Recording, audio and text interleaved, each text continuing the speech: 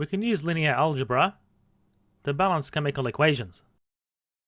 So considering this reaction, we can put coefficients behind each compound, which are our unknowns.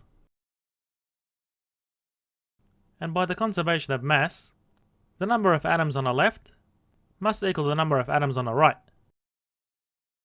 So starting with H being hydrogen, we have 3 times A on the left, plus B, and that must be equal to the number of atoms on the right, being 2 multiplied by D. And we do the same for phosphorus. So we have A atoms on the left, and C atoms on the right. And similarly for oxygen, we have 4A plus B on the left, and that's equal to 4C plus D on the right. And finally we have potassium. So B atoms on the left, and 3C on the right. So in this case we can solve this by inspection, but let's solve it using Gaussian elimination. So we can put our unknowns all on the left hand side. So we get 3A plus B minus 2D is equal to 0. And then we have A minus C is 0.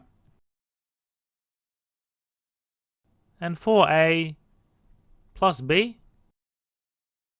minus 4C minus D is 0. And B minus 3C is 0.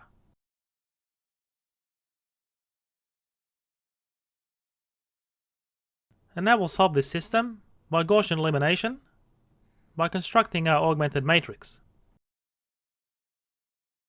So what I'll do is take this equation first, because we have 1 on a diagonal.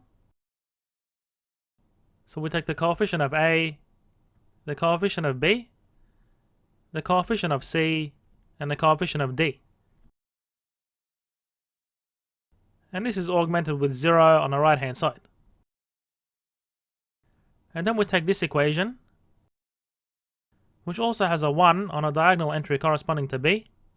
So we have 0, 1, minus 3, and 0, augmented with 0. And then taking this equation, we have 3, 1, 0, minus 2, augmented with 0. And for this equation, the coefficients are 4, 1, minus 4, and minus 1, augmented with 0. So now we'll zero out these entries by subtracting 3 by row 1 from row 3 and 4 by row 1 from row 4. So 3 minus 3 is 0, and this entry remains the same. And then we have 0 minus minus 3 is 3, and this entry remains the same. And here we have 4 minus 4 by 1 is 0. This entry remains.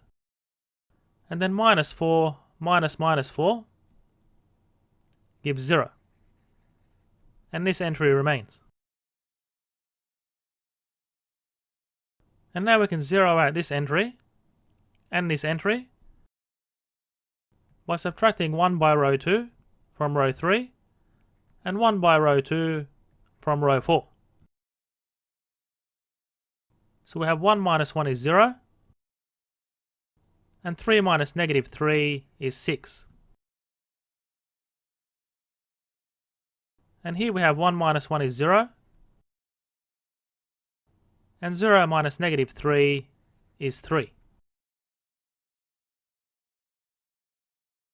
And finally, subtracting 1/2 of row 3 from row 4, we have 3 minus 6 on 2 is 0, and minus 1 minus negative 2 on 2 gives 0. And we can also put a 1 on a diagonal here by dividing row 3 by 6 to get the matrix in row echelon form.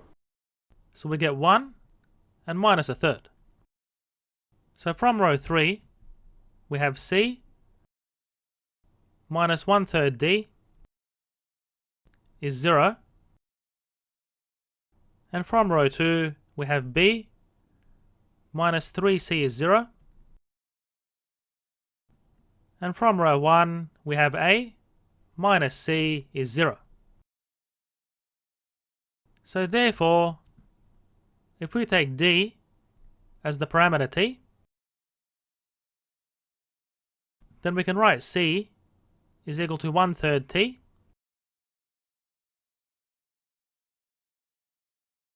and therefore B is equal to 3C, which is thereby equal to t. And A equals C, or 1/3 t.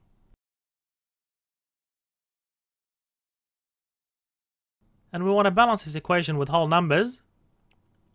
So what we're going to do is take t is equal to 3, which gives us the smallest whole number. So therefore, A is equal to 1, B is equal to 3, C is equal to 1, and D is equal to 3. And now you can check if this equation is balanced. So we have 3 hydrogens plus 3 hydrogens on the left is equal to 3 by 2, or 6 hydrogens on the right. And I'll leave it for you to check the remaining atoms to see if they're balanced.